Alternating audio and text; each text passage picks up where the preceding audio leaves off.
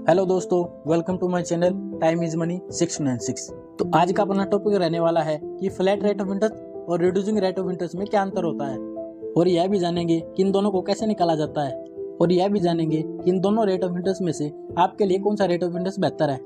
तो चलिए अपने टॉपिक की शुरुआत करते हैं। तो इन दोनों टॉपिक को डायरेक्ट हम एक एग्जाम्पल की मदद से ही समझते हैं। राम और श्याम दो दोस्त हैं जिन्होंने अपने अपने बैंक से 5-5 लाख रुपए का लोन प्राप्त किया, और फर्क सिर्फ इतना था कि राम ने जो लोन प्राप्त किया वह रिड्यूसिंग रेट ऑफ इंटरेस्ट पर प्राप्त किया, और श्याम ने जो लोन प्राप्त किया वह फिक्स रेट ऑफ इंटरेस्ट पर प्राप्त किया। और राम के लिए ROI 12% की थी और श्याम के लिए ROI 10% की थी, और दोनों ने यह लोन 3 वर्ष के लिए लिया था। तो चलिए पहले जानते हैं कि फ्लैट रेट ऑफ इंटरेस्ट या फिक्स रेट ऑफ इंटरेस्ट क्या होता है। दोस्तों, श्याम ने जो 5 लाख रुपए का लोन 10% की वार्षिक दर पर प्राप्त किया था, उसका अर्थ यह है कि जो 5 लाख रुपए का लोन है उसका 10% प्रति वर्ष के हिसाब से अलग अलग लगेगा। जैसे 5 लाख रुपए का 10% होता है 50,000 रुपए, और 3 वर्ष के लिए यह लोन लिया था तो प्रति वर्ष 50,000 रुपए तीनों वर्ष के लिए ब्याज लगेगा। तो यहाँ पर प्रति वर्ष की ब्याज की राशि हो गई है 50,000 रुपए, और जो 3 वर्ष के लिए कुल ब्याज की राशि लगेगी वह हो जाएगी 1.5 लाख रुपए। तो चलिए अब जानते हैं रिड्यूसिंग रेट ऑफ इंटरेस्ट क्या होता है। तो दोस्तों, राम ने जो 5 लाख रुपए का लोन 12% की दर पर 3 वर्ष के लिए प्राप्त किया था, उसके लिए ब्याज की गणना भी उसी प्रकार से होगी, लेकिन इसमें थोड़ा सा अंतर है। तो चलिए अब इसको समझते हैं। दोस्तों, 5 लाख रुपए की धनराशि का 12% बनता है 60,000 रुपए, और इसको यदि हम प्रति माह के आधार पर निकालेंगे तो यह निकल कर आता है 5,000 रुपए।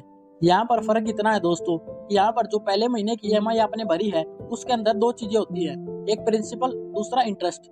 और जो आपने प्रिंसिपल की अमाउंट पहली EMI में भरी है, दूसरी EMI निकालते समय उस प्रिंसिपल को उसमें से घटा लिया जाता है। जैसे उदाहरण के तौर पर मैंने एक EMI कैलकुलेटर की सहायता से इसको निकाला है। तो इस EMI कैलकुलेटर के अनुसार आपकी प्रति माह की EMI बनती है 16,607 रुपए 15 पैसे की, और इसमें से आपको याद होगा कि आपका पहले महीने का इंटरेस्ट बन रहा था 5,000 रुपए। यदि इस 16,607 रुपए और 15 पैसे की अमाउंट में से हम वो 5,000 रुपए का इंटरेस्ट लेस कर देंगे तो हमें वैल्यू प्राप्त होती है 11,607 रुपए 15 पैसे की, जो हमारा प्रिंसिपल बनता है। तो यहाँ पर रिड्यूसिंग रेट ऑफ इंटरेस्ट निकालते समय जो आपने 11,607 रुपए और 15 पैसे का प्रिंसिपल पहले महीने भरा था, दूसरे महीने की EMI निकालते समय उसे 5 लाख रुपए में से लेस करना पड़ेगा, और इस प्रकार हमारा प्रिंसिपल अमाउंट बचता है 4,88,392 रुपए और 85 पैसे।